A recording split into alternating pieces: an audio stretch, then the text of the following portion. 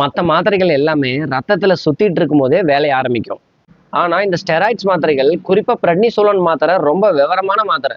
இது நேரா செல்லுக்குள்ள புகுந்து அந்த செல்லோட கண்ட்ரோல் ரூம் வரைக்கும் போகும். இப்போ நமக்கு எங்கேயாவது அடிபட்டு அந்த இடம் வீங்குச்சுன்னா அந்த செல்கள் ஒரு தப்பான சிக்னல் கொடுக்கும். இந்த மாத்திரை உள்ள போன உடனே அந்த செல்லோட கதவை தட்டாம நேரா சுவரேறி குதிச்சு உள்ள போயிடும். நேரா அந்த செல்லோட மெயின் ஆபீஸான நியூக்ளியஸ்குள்ளே போய் அங்க இருக்கிற டிஎன்ஏ கிட்டயே டீல் பேசிடும். அந்த டிஎன்ஏ கிட்ட, தம்பி இனிமே அந்த அடிப்பட்ட இடத்துல அந்த வீக்கத்தை உருவாக்குற பொருளை தயாரிக்காதுன்னு சொல்லி அந்த மெயின் சுவிட்சையே ஆஃப் பண்ணிடும். எப்படின்னா, ஒரு ஃபேக்டரியில தப்பான பொருள் ஒண்ணு தயாராயிட்டு இருக்கு. நீங்க வெளியில நின்று சத்தம் போடாம அந்த ஃபேக்டரி மேனேஜர் ரூம்குள்ளேயே போய் அங்க இருக்கிற கம்ப்யூட்டர்ல அந்த ஆர்டர் காப்பியவே மாத்தி வச்சிடுறீங்க. இப்போ அந்த ஃபேக்டரியில இருந்து தப்பான பொருள் வெளியே வராதுல்ல, அதே தான் இந்த மாத்திரையும் பண்ணுது. செல்லோட ஆர்டரையே மாத்தி உங்க வீக்கத்தை குறைக்குது. இதோட வீரியம் ரொம்ப அதிகம். ஏன்னா டிஎன்ஏவோட செயல்பாட்டையே மாத்தக்கூடியது.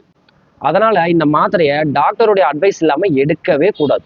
இந்த மாதிரி இன்ட்ரெஸ்டிங்கான தகவலை தெரிஞ்சுக்கணும்னு நினைச்சீங்கன்னா நம்ம பேஜை ஃபாலோ பண்ணிக்கங்க. தேங்க்யூ.